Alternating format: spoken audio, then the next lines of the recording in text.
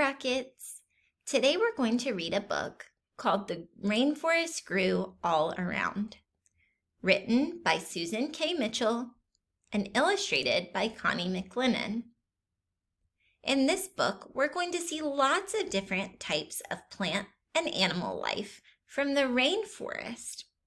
This plant and animal life will be very different from the plant and animal life we have here in Washington, D.C. because it's a very different habitat. I'm going to read this book through 2 times. The first time, I'll sing the words of the story.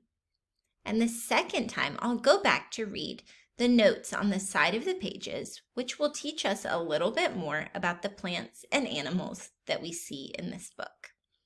Let's get started. The rainforest grew all around. On the ground, there fell a seed, the fluffiest seed that you ever did see. The seed in the ground and the rainforest grew all around, the rainforest grew all around. You're going to hear that line over and over, and once you get the hang of it, I invite you to sing along with me. And from the seed, there grew a tree, the tallest tree that you ever did see. And the tree from the ground and the seed, the tree from the seed and the seed in the ground, and the rainforest grew all around, the rainforest grew all around. As we build onto this story, we have more words here, and it almost becomes like a tongue twister for me. And in the tree, there lay a cat, the spottiest cat that you ever did see. And the cat in the tree, and the tree from the seed, and the seed in the ground, and the rainforest grew all around, the rainforest grew all around. Remember, you can sing that part with me as you get the hang of it. And near the cat, there was a vine, the curliest vine that you ever did see. And the vine near the cat, and the cat in the tree, and the tree from the seed, and the seed in the ground, and the rainforest grew all around, the rainforest grew all around. And by the vine, there was a snake, the greenest snake that you ever did see. And the snake by the vine, and the vine near the cat, and the cat in the tree from the seed, and the seed in the ground. And the rainforest grew all around, the rainforest grew all around. Let's see what comes next. And by the snake, there crawled an ant, the busiest ant that you ever did see. And the ant by the snake, and the snake by the vine, and the vine near the cat, and the cat in the tree from the seed, and the seed from the ground. And the rainforest grew all around, the rainforest grew all around. Okay, what's near the ant? And near the ant, there was a sloth, the slowest sloth that you ever did see. And the sloth near the ant, and the ant by the snake, and the snake by the vine, and the vine near the cat, and the cat in the tree from the seed, and the seed in the ground. You can say this part with me. And the rainforest grew all around, the rainforest grew all around. And by the sloth, there was a plant, the prettiest plant that you ever did see. The plant by the sloth, and the sloth near the ant, and the ant by the snake, and the snake by the vine, and the vine near the cat, and the cat in the tree from the seed, and the seed in the ground. And the rainforest grew all around, the rainforest grew all around. See what comes next after the plant. It's inside the plant. And in the plant, there was a frog, the brightest frog that you ever did see. And the frog in the plant by the sloth, and the sloth near the ant by the snake, and the snake by the vine, and the vine near the cat, and the cat in the tree, and the tree from the seed, and the seed in the ground. And the rainforest grew all around, the rainforest grew all around.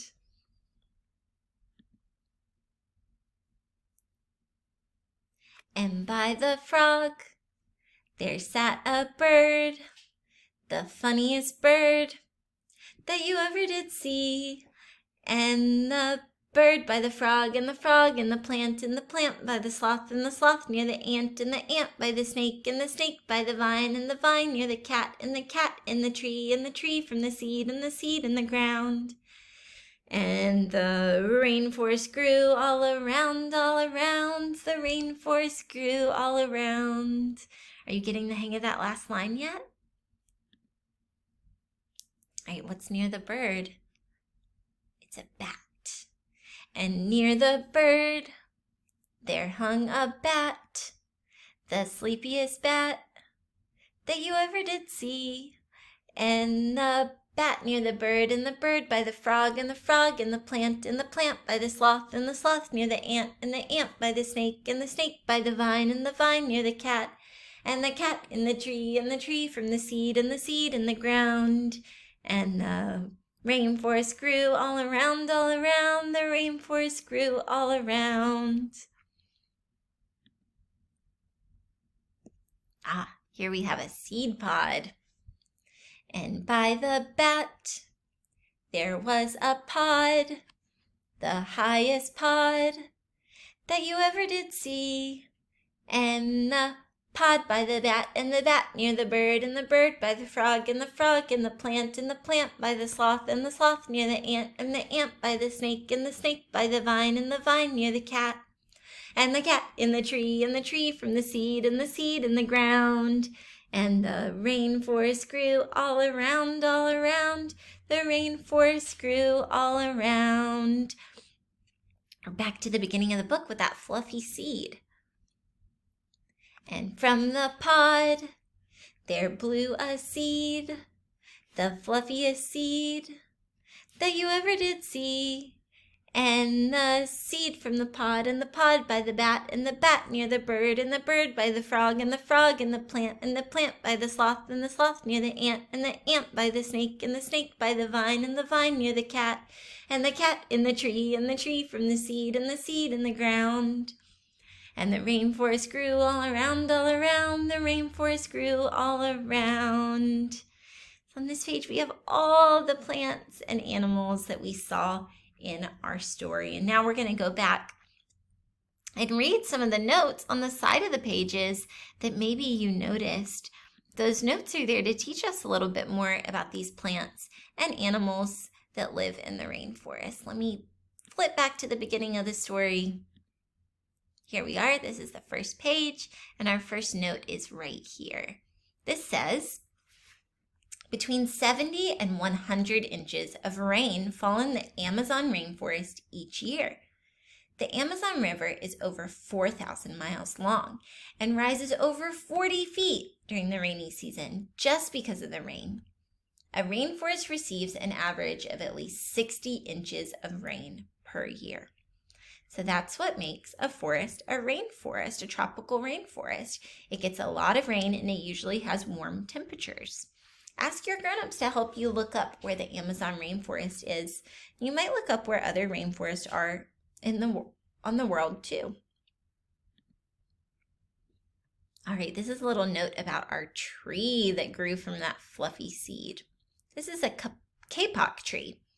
A kapok tree can grow to be between 150 and 200 feet, as tall as a 15 to 20 story building. That's really tall. Kapoks, also called ceiba or silk cotton trees, grow in Africa and Central and South America. So you learned a little bit more about this tree. The animals live all around it. Now we're going to learn a little bit more about this big cat, this jaguar.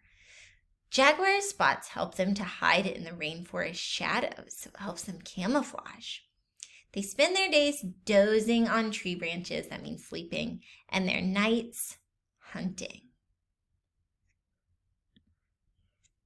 Got a little note here about the vine now. Vines wrap around and climb the trees looking for sunlight. Remember, plants need sunlight to grow. Thick, woody vines, usually called lianas, are usually as thick as an adult's arm. Whoa, that's a really big vine.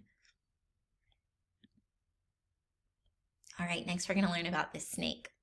I thought maybe it was a green tree python, but this note is telling us that this is an emerald tree boa. They curl up in the vines and live high in the trees. They have really long teeth to help them catch and hold their prey. You can see that here. This is a type of ant called a leafcutter ant. This note tells us leafcutter ants climb high into the trees and clip off leaves. Ants pick up and carry the leaves to a kind of garden in their underground nest. They eat the fungi that grow on the dead leaves. They take these leaves back with them to their nests. One of my favorites, the sloth. Sloths hang upside down in the trees and move very slowly. Sloth moths live in sloth fur. So here's a sloth moth up here. When sloths climb down the tree to go to the bathroom, the moths jump out, lay eggs in the droppings, and then jump back onto the fur for the ride back up the tree. Climb. On Epic, you can click on words to see what they mean. All right, we're going to learn a little bit more about this plant. This plant has a long name. I may not be pronouncing it correctly because it's the first time I've ever read this word. It's called a bromeliad. They can grow on other plants, like this is growing on the tree, but they do not hurt the parent plants, the plants they grow on. Most have round clusters of leaves that catch rain and make little ponds. Let's see if I pronounced it correctly. Maybe Epic can tell us. Oh, definition not found and no pronunciation. I guess Epic doesn't know either. Pineapples are bromeliads that grow in the ground. So see the top of a pineapple? It looks kind of similar to this plant. All right, let's learn a little bit more about this colorful frog. Female poison dart frogs lay their eggs in a safe place to hatch, under a leaf. And after hatching, the males carry the tadpoles, you can see that here, to separate bromeliad ponds, so each one will have enough to eat. If something happens to one tadpole, another tadpole may be safe in a different bromeliad pond. So the females lay their eggs in the plant, and the males carry the tadpoles to different places to be born. This bird is called a toucan. Toucans use their large beaks to pluck fruit from trees. They also eat bugs, small lizards, and the eggs and chicks of other birds.